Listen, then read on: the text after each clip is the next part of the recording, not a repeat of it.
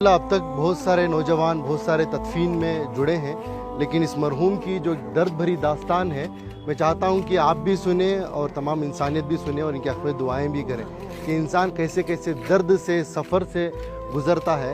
जब ये अच्छा कमाते थे, केरला में रहते थे, सऊदी को गए थे, सऊदी को जाकर 90s की बात कर रहा हूँ, उस वक्त पर इनकी सैलरी 30,000 रुपये थी। 30,000 रुपये कमा कर अपने बीवी बच्चों को इंडिया देकर भेजते थे, बच्चों को काबिल बनाया। हम तो बार बार सुनते हैं कि माँ बच्चे को पेट में 9 महीने पालती है, लेकिन बाप जहन में ज़िंदगी भर पालता है, अपने औलाद के लिए कुछ भी कुर्बानी दे देता है। लेकिन जब बाप के पास पैसा आया, यानी इस मरहूम के पास, शमशुद्दीन साहब के पास, तो इन्होंने बीवी बच्चों को सऊदी को बुला लिया। सऊदी को जब बुला लिया तो इनको भी, यानी इनके वाइफ को भी जॉब पे लगाया गया। वो जॉब करना चाहती थी शायद, तो जॉब को उनको लगाया गया, तो उनकी सैलरी हो गई 60,000, इनकी सैलरी थी 30,000। फिर कुछ ही दिन गुजरे, उनके पास कुछ पैसा आया, उनकी बीवी के पास, इनको अपनी ज़िंदगी से दूर कर दिया। ये एक दिन था, ये अपनी बेटी से मिलने के लिए, अपने औलाद से मिलने के लिए सऊदी में ही, जो इनकी बीवी अलग फ्लैट लेकर रहती थी, वहाँ पर जाते हैं। बाप अपनी बेटी की मोहब्बत में एंट्री लेता है, जाता है, बेटी दरवाज़ा खोलती है, बेटी बाप को देखती है, जैसे ही बाप को देखती है एकदम से दरवाजे को मूछ देती है।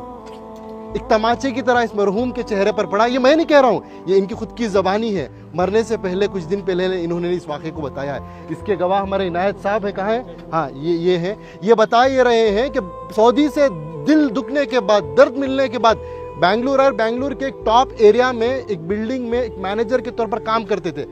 ये खुद उसके गवाह हैं कि एक मिलिट्री की तरह सिस्टम था इनका, उसूल आदाब के पक्के थे, बिना आयरन के कपड़ा नहीं पहनते थे।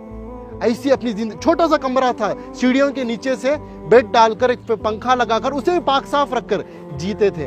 ये पूछने लगे कि भाई, मैं तो समझा आप एक सिक्योरिटी गार्ड है, लेकिन आपकी ये पाकी सफाई को देखकर, आपके ये मिलिट्री सिस्टम को देखकर, आपकी इस डिसिप्लिन को देखकर मेरे अंदर सवाल पैदा हुआ, आपकी ज़िंदगी में क्या हुआ? तो उन्होंने ये अपनी दास्तान सुनाई, ये दर्द बताया।